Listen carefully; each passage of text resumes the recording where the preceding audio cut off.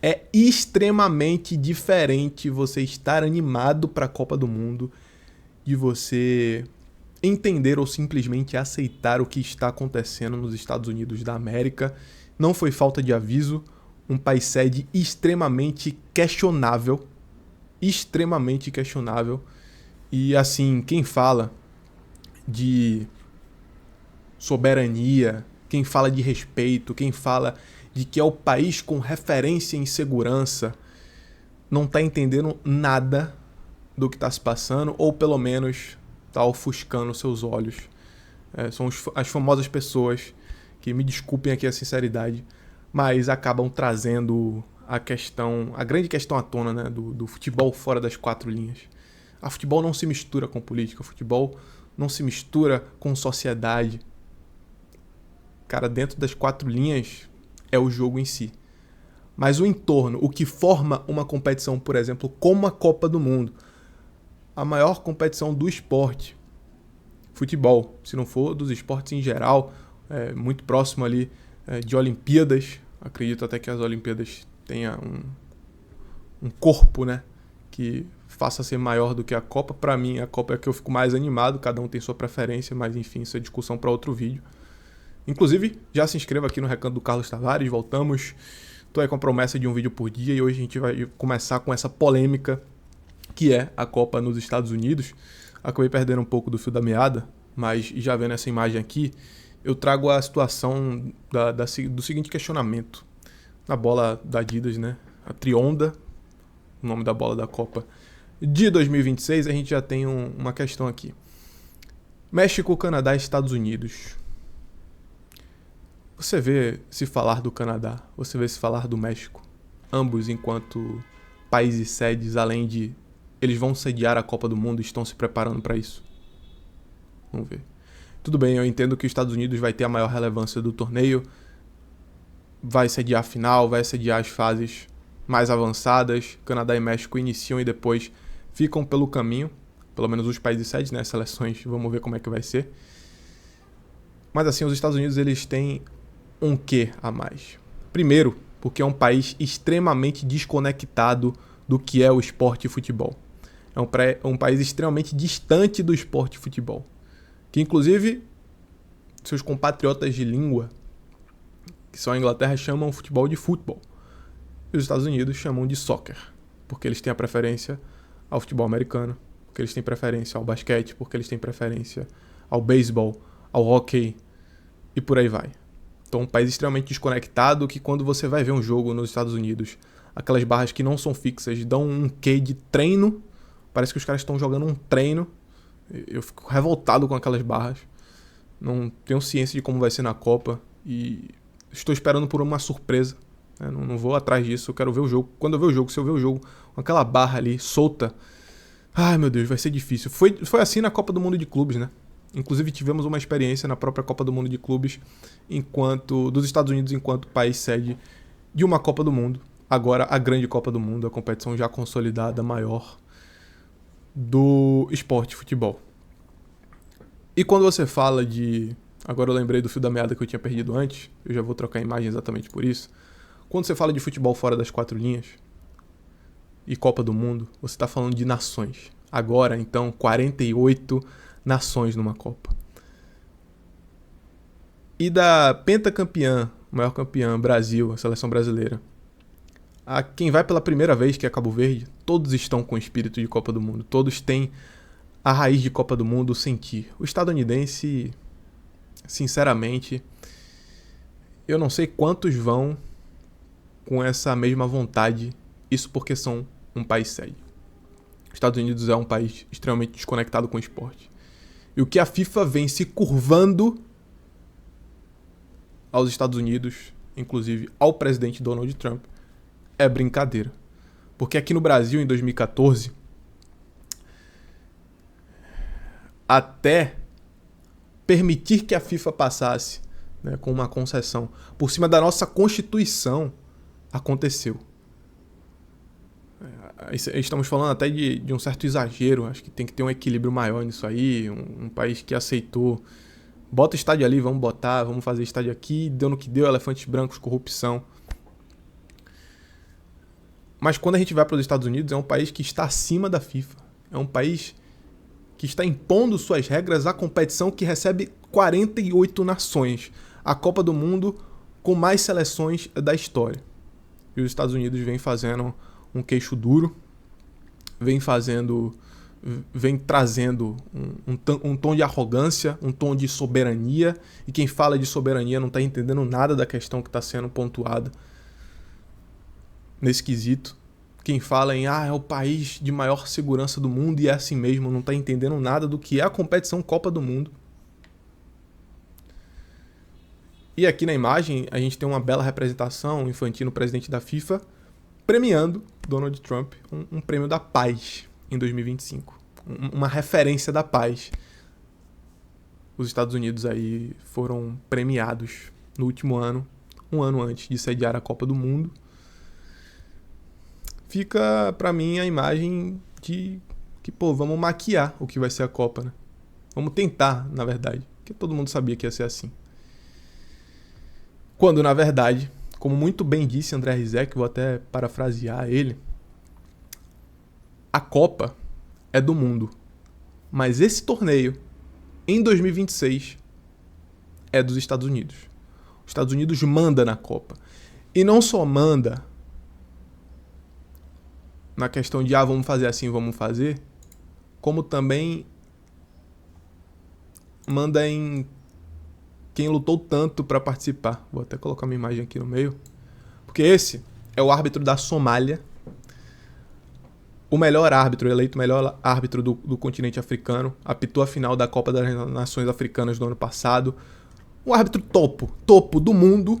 Se o cara é melhor do continente, o cara é topo do mundo. Essa aqui é a chegada de retorno dele ao país de origem, a Somália. Um árbitro credenciado para a Copa do Mundo, um árbitro com passaporte diplomático e um árbitro com essa pompa de ter sido o melhor do continente africano, de ter apitado a final da Copa das Nações Africanas. Ele foi nada mais nada menos do que deportado quando chegou nos Estados Unidos. Mandado para a Turquia, sem maiores explicações, inclusive deixa eu até pegar aqui a Casa Branca defendendo o visto negado do árbitro somali, que ele é da Somália.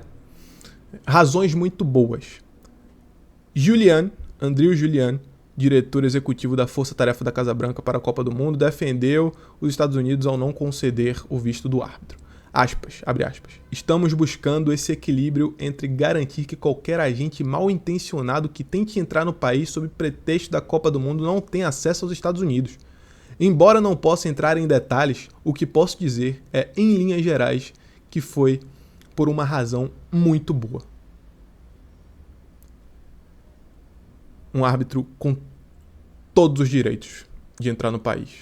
E esse é ninguém mais, ninguém menos do que Andrew Giuliani, voltando à Somália, chegando à Somália, sendo recebido assim. Um país que nunca disputou a Copa do Mundo. O que isso aqui representa?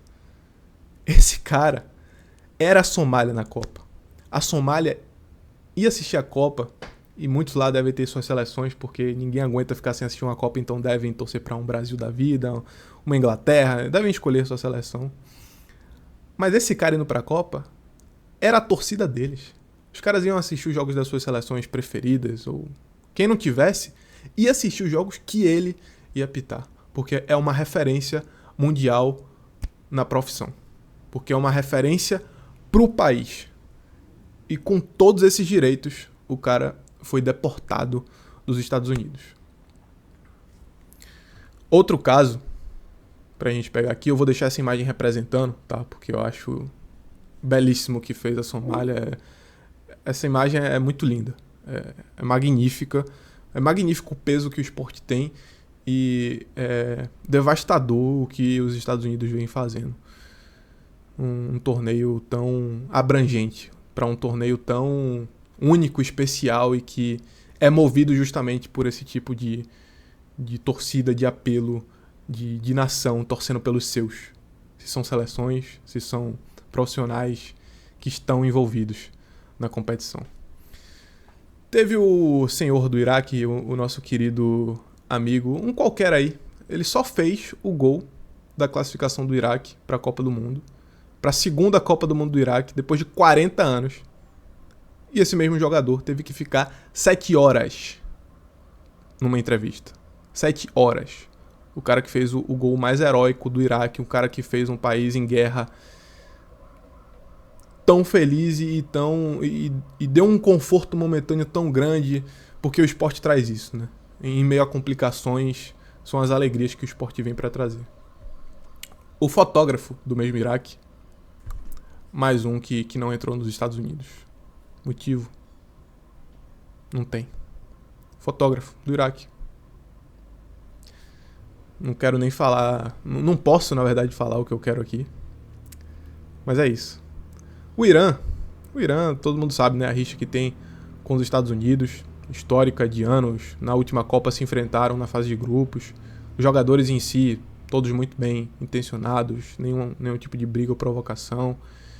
Mas a seleção iraniana não vai jogar a Copa do Mundo. A seleção do Irã pode esquecer a Copa do Mundo, a seleção está na Copa do Mundo. A seleção do Irã não vai competir na Copa do Mundo. A seleção do Irã não pode ficar nos Estados Unidos por mais do que o dia do jogo. Na verdade, saiu uma atualização da situação, que disseram que era uma informação falsa, que o Irã teria que ir para os Estados Unidos no dia do jogo. Mas, na verdade, ele pode ir com uma certa antecedência. E beleza. Mas, cara, como é que você está fazendo um torneio de nações? Um torneio de seleções, um torneio de profissionais. E você acaba pegando uma seleção que vai jogar toda a fase de grupos nos Estados Unidos e fala, não, você não vai ficar aqui por determinado tempo, porque tem que ser avaliado o seu retorno, porque tem que ser avaliado quais são suas intenções aqui no meu país. Óbvio que não tem nenhum lugar falando isso, mas essa é a questão. Eles querem ver as intenções, ou então simplesmente escantear essa nação, essa seleção para a Copa do Mundo. E o Irã vai ter que lidar com isso, jogando todos os seus jogos da fase de grupos nos Estados Unidos, ficando no México. O Irã vai para a Copa do Mundo, o Irã não vai competir na Copa do Mundo. O Irã vai estar, mas não vai poder entregar o que deveria. Enfim, vamos ver o que eu tenho mais para falar aqui. Mas é isso, o Senegal passou por uma situação muito rigorosa, muito controlada. O Uzbequistão a mesma coisa na chegada da delegação, a própria Bélgica. Então, assim, é lamentável um país anfitrião de Copa do Mundo estar um pouco desfocado. Um país anfitrião de Copa do Mundo receber tantas nações desse jeito e não dá pra dizer que ninguém esperava. Não dá pra dizer, infelizmente. Infelizmente. É um país que vem destruindo um pouco do que é a Copa, né? O espírito da Copa do Mundo, e muitos comendo esse discurso, falando em soberania, falando em é um país de alta segurança. Tá me incomodando esse desfoque. Mas enfim, o que fica é o recado. Tá me incomodando essa questão de... Enfim, até me perdi o fio da meada, mas é lamentável, é triste. A gente espera que a competição em si, pelo menos, saia minimamente do jeito que tem que sair, já que vai acontecer mesmo no próprio Estados Unidos. No mais, é isso. Lamentar, torcer para que de alguma forma isso mude e que isso seja um exemplo, né? No fundo, vendo um ponto positivo é que fique de exemplo. Não dá para acontecer assim, não dá para ser o espetáculo que é a Copa do Mundo desse jeito. E num país extremamente artificial pro esporte e por aí vai. Rapaziada, tamo junto, se inscreve aqui no Recanto do Carlos Tavares. Deixa o like, compartilha com teu amigo, tua amiga. Fui, vamos tratar aí de Copa muito nos próximos dias. Tamo junto, um abraço, valeu. E deixa aqui nos comentários, né, também o que é que você acha dessa situação.